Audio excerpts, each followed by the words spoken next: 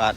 សូមគោរពជម្រាបសួរពុកម៉ែបងប្អូនទាំងអស់គ្នាដែលរស់នៅក្នុងខេត្តកោះកុងនិងតាមបណ្ដារាជធានីខេត្តបាទនៅខ្ញុំមានដីមួយកន្លែងបាទដីនេះគឺ21ម៉ែត្រយើងថា20ម៉ែត្រចុះ20ម៉ែត្រទៅដល់170ម៉ែត្រទីតាំងគឺនៅជិតបឹងកយ៉ាបងប្អូននេះគឺខាងក្រោយខ្នងខ្ញុំនេះគឺផ្លូវទៅបឹងកយ៉ានិយាយរួមហួសផ្លូវកែងតិចហ្នឹងដែលមានតូបចាប់រួយមួយហ្នឹងបងប្អូន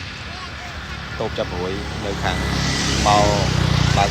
មកពីដងតុងខាងតាមដៃតូបចាប់រួយហ្នឹងហើយដីនៅខាងឆ្វេងអញ្ចឹងបងប្អូនចាប់អារម្មណ៍អាច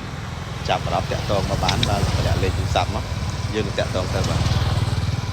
ហើយទីតាំងស្អាតបងប្អូននៅខ្នល់កស៊ូបងប្អូនដីមុខនៅខ្នល់កស៊ូអញ្ចឹងបងប្អូនចង់បើកប្រកបអាជីវកម្មឬចង់ធ្វើរីសតសថាគារផ្ទះសំណាក់អីមកកំ pl បងប្អូនតាមតម្រូវការហើយនេះមុខមានបន្លាយស្រាប់មុខមានបន្លាយស្រាប់ហើយមានភ្លើងមានអីដល់ហើយទឹកអីមានអស់ហើយអញ្ចឹងបងប្អូនចាប់អារម្មណ៍បាទតាក់ទងមក